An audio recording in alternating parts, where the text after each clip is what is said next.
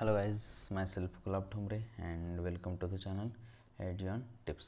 बघा आज आपण glycolysis the most important chapter इथून पुढे स्टार्ट होतोय. तो बघणार पाठीमागचं lecture was just an introductory lecture, so don't जज मी बाय प्रिवियस लेक्चर. म्हणजे जस्ट एक ते मला ॲक्च्युली लेक्चर पण घ्यायचं नव्हतं, परंतु जस्ट म्हणजे काय म्हणतात इंट्रोडक्शन असं मिस केल्यासारखं होईल. सो पण जस्ट लेक्चर घेतलं होतं, इथून हा इम्पॉर्टंट पार्ट चालू होतो.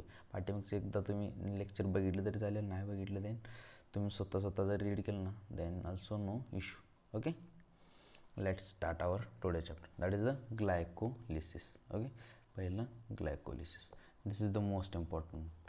थोडा एखाद्या वेळेस लेक्चर काय म्हणतात लांब म्हणजे लेक्चरची ड्युरेशन वाढू शकतो आहे.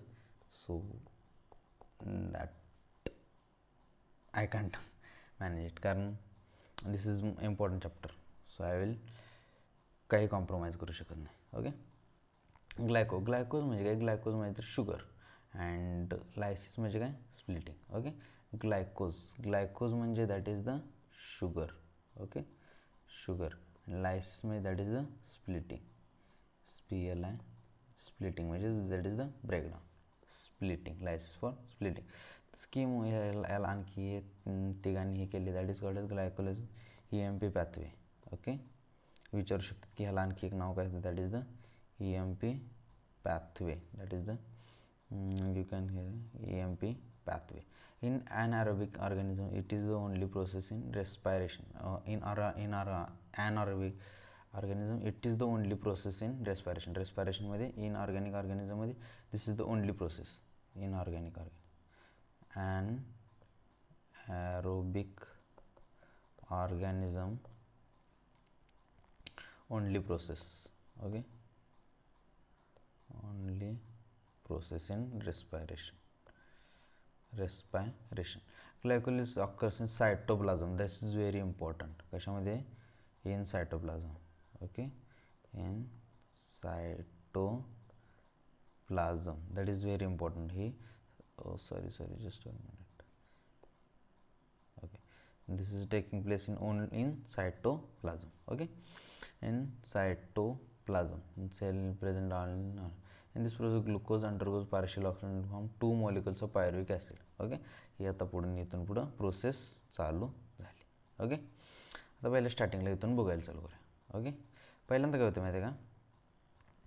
तर आपला पहिल्यांदा असतो that is the I think here may be given in plants glucose is derived from sucrose.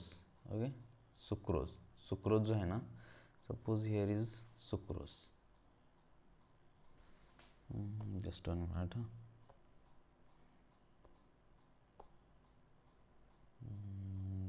Done. Sucrose convert. Here is the suppose sucrose. सुक्रोजचं कन्वर्जन जे आहे ना, सुक्रोजचं कन्वर्जन आहे ते फ्रुक्टोज प्लस ग्लुकोजमध्ये होते. ओके, आणि परत दोन्हीचं आयसोमराइज होऊन ग्लुकोजमध्ये कन्वर्जन होते. Okay, done. Here may be sucrose is converted into glucose. Wait, yes, sucrose is converted into glucose and fructose by the enzyme invertase. इथं कोणता एन्झाईम असते? That is the invertase. दोन्ही ठिकाणी इन्व्हर्टेज. ओके, हे दोन्ही ठिकाणी एन्झाईम तोच असते. Okay, and those two readily glycolytic pathway, glucose and fructose. yes, glucose आणि हे दोन्ही ग्लुकोजमध्ये आले. Okay, done. आता इथून पुढं ॲक्च्युअल स्टार्ट झालं. पहिल्या स्टार्टिंगला काय बोललं होतं? That is the glucose. आता हे कसं लक्षात ठेवायचं? ग्लुकोज आलं. ग्लुकोजचं हे बाकीचं काही सध्या काही डोक्यात घेऊ नका. पहिल्यांदा काय? ग्लुकोज. मग ग्लुकोज म्हटल्यावरती त्याची थोडी एनर्जी वाढायची. काय म्हणून? Glucose six phosphate. ओके, हे जास्त आपण लिहित बसणार नाही. Glucose six phosphate. Okay, glucose six phosphate. Right, glucose 6. आता हे ग्लुकोजचं झालं. मग त्यानंतर आणखी कोणता होता आपल्या? हे ग्लुकोज झाला, त्यानंतर फ्रुक्टोज होता. राईट, ह्याचं ग्लुकोजचं ह्याचं कशामध्ये conversion? That is the fructose 6-फॉस्फेटमध्ये कन्वर्जन केलं हॅज. ओके, फ्रुक्टोज 6-फॉस्फेटमध्ये कन्वर्जन केलं. राईट, नंतर फ्रुक्टोज 6 फॉस्फेटचा आता ह्याची परत थोडीशी एनर्जी वाढली पाहिजे. मग फ्रुक्टोज 1,6 बिसफॉस्फेट. ओके, 1,6 बिसफॉस्फेट म्हणजे फ्रुक्टोज 1,6 बिसफॉस्फेट. ओके, मग आता हे लय झालं, मग एकदम मोठं झालं. मग ह्याचं कन्वर्जन करायचं, that is the and 2 molecules, one is the triose phosphate and triose phosphate, that is the glyceraldehyde 3 phosphate and trihydroxy, that is the GAP and GAP आणि DAP, गॅप आणि DAP आपण जी शेतात वापरतो ते, आणि GAP गॅप आला. Okay, आता या गॅपचं पुढं कंटिन्यू होणार कशामध्ये, GAP. Okay, GAP ग्लिसरॉल्डेहाइड 3 phosphate, GA3P. Okay, that's all. आता ह्याचं कन्वर्जन ह्याच्यामध्ये झालं. Okay, done. ह्याचं परत कशामध्ये, आता हे इथून पुढं एनर्जी कमी व्हायला चालू होणार. Okay, that is the 1,3 bisphosphoglyceric acid, 1,3 bisphosphoglyceric acid, 1,3. Okay, 1,3. Sorry इथे आणखी एकदा एनर्जी वाढणार, इथं आणखी थोडी एनर्जी वाढणार, 1,3 bisphosphoglyceric acid. Okay, 1,3 bisphosphoglyceric acid, इथे एनर्जी वाढली. त्यानंतर आता इथून पुढे एनर्जी कमी व्हायला चालू होणार. इथे एनर्जी 3 BPG आहे. Okay, bisphosphoglyceric acid. ओके, 3 नंतर काय होणार, दॅट इज 2 फॉस्फो हे होऊ शकत ना, 2 फॉस्फोग्लिसरेट, 2 फॉस्फोग्लिसरेट. मग 2 फॉस्फोग्लिसरेटचं अगेन कन्वर्जन याच्यामध्ये pyruvate, phosphoenol pyruvate and then pyruvic acid, that is the pyruvic acid. Done. म्हणजे इथंपर्यंत एनर्जी वाढवायची, इथंपर्यंत एनर्जी वाढवत राहायचं, इथंपर्यंत एनर्जी वाढवत राहायचं. एनर्जी वाढली, इथंपर्यंत एनर्जी वाढवत राहायचं. डन. आता पहिलं हे काय नाही, जस्ट पहिल्यांदा होतं आपलं ग्लुकोज. ओके, ग्लुकोजचं कन्वर्जन कशामध्ये गेलं, ग्लुकोज 6 फॉस्फेट. ओके, त्यानंतर मग ग्लुकोज 6 फॉस्फेट झालं, त्यानंतर फ्रुक्टोज. आता ग्लुकोज झालं, देन फ्रुक्टोज 6 फॉस्फेट, मग त्याची परत एनर्जी वाढणार, that is fructose 1,6 bisphosphate.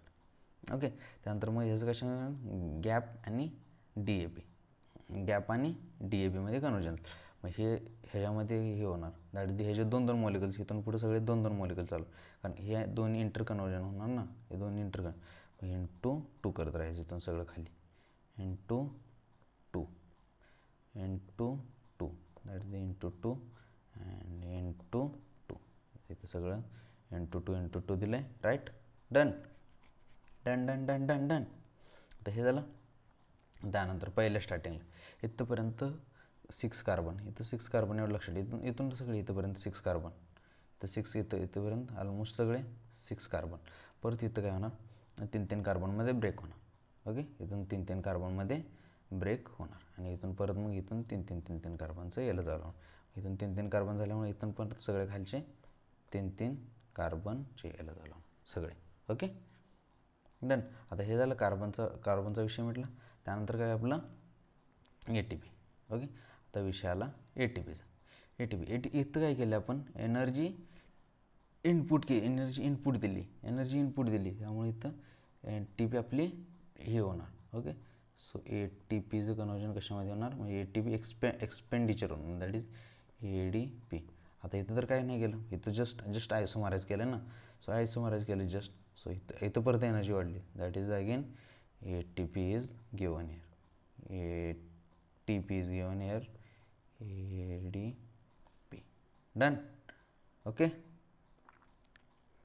Done, that's all. मग इथे काय म्हणतात, आपचं ह्याच्यामध्ये एक NADH फॉर्म होते, NAD प्लसचं कन्वर्जन NADH फॉर्म होते, एवढं लक्षात ठेव. आता इथं परत काय केलं आहे, इथं अगेन इथून पुढं मग एनर्जी, आता इथं काय झालं माहिती आहे का, इथून पुढं आता एनर्जी कमी व्हायला चालू झाली बघा. हे काय ते, here you can see here energy starts decrease, 1,3 bisphosphoglyceric acid आता इथं कमी व्हायला चालू झाली, मग इथे ATP फॉर्म व्हायला चालू होणार. ADPचं कन्वर्जन इथं ATPमध्ये होणार, ADPचं कन्वर्जन इथं ATPमध्ये होणार. डन. ADPचं कन्वर्जन इथं ATPमध्ये होणार आणि हिअर हे होणार परत इथं अगेन इथं शेवटी एकदा ATP फॉर्म होणार. ADPचं कन्वर्जन इथं ATPमध्ये होणार. Done. That is the process. पहिल्या स्टार्टिंगला काय ग्लुकोजचं glucose 6 phosphate, then fructose 6 phosphate, fructose 1,6 base phosphate, त्यानंतर गॅप आणि DAP. ओके, गॅप आणि DAP आलं. देन गॅपचं conversion 1,3 bisphosphoglyceric acid. 1,3 bisphosphoglyceric acid नंतर काय होणार यामध्ये conversion, that is 3 bisphosphoglyceric acid 3. हे एक ATP इथं फॉर्म होणार. अगेन तिथून नंतर इथून परत कमी व्हायचं 2 phosphoglyceric acid, then 1 phosphoenol pyruvate and then pyruvic acid. That's all. Just remember या सिक्वेन्समध्ये लक्ष ठेव. आणि इथून खाली 3 कार्बन चालू होतात. डन. Everything clear. आणि इथून पुढे 2 मॉलिक्युल्स चालू होते. ओके, आणखी एकदा सांगतो. Glucose 6 phosphate, fructose 6 phosphate, then fructose 1,6 base phosphate 2 आले ना फ्रुक्टोज, देन गॅप आणि DAP, देन GA3P तेच गॅपचं आणि 1,3 ह्याच्यामध्ये कन्वर्जन, आणि then ATP. That's all, nothing more than this. आणि कार्बन तर इथून मग 3 कार्बन चालू 3 कार्बनमध्ये ब्रेक होते ना. हे 3 कार्बन आणि हे 3 कार्बनमध्ये ब्रेक होते. That's all. Everything clear. म्हणजे अशी स्टेप वाढवायची झाली ना, ATP एक्सपेंड करायचा. आणि इथं परत स्टेप कमी झाली, दॅट ती ATP फॉर्म होणार. Done. Hope everything is clear. Pyruvic acid is the key product of the glycolysis. हे लक्षात ठेवा, दिस इज इम्पॉर्टंट. ओके, आता there are 3 major ways in which हे जे पायरुविक ॲसिड जे फॉर्म झालेलं आहे, हे पायरुविक ॲसिड 3 मेजर वेमध्ये वापरू शकतो. एक तर lactic acid fermentation, another one is the alcoholic fermentation, and another one is the aerobic respiration. हे सगळं आपण पुढं बघणार आहोत. Okay, done. आणखी एकदा रिवाइज करूया. ग्लायकोलिसिस म्हणजे sugar split.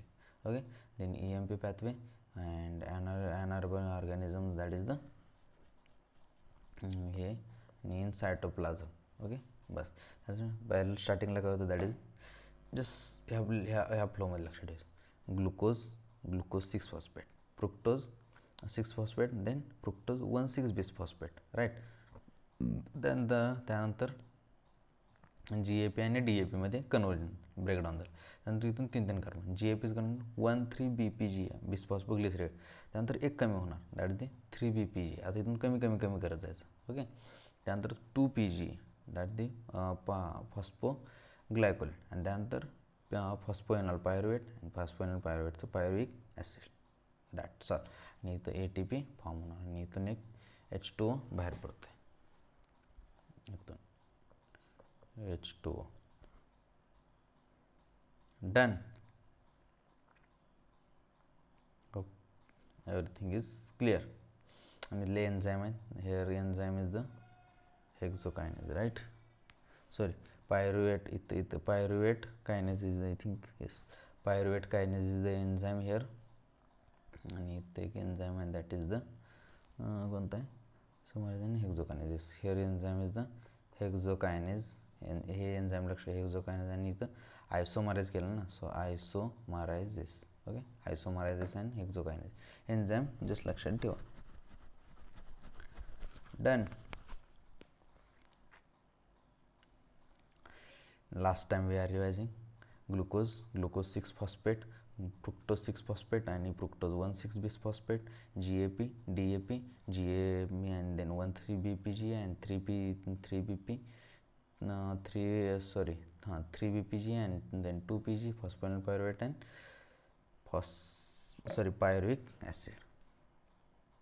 I don't think की याच्यानंतर काही डाऊट्स राहतील, आणि आय होप की ही सायकल पूर्णपणे तुम्हाला पाठ झाली. Okay, thank you so much. Bye bye.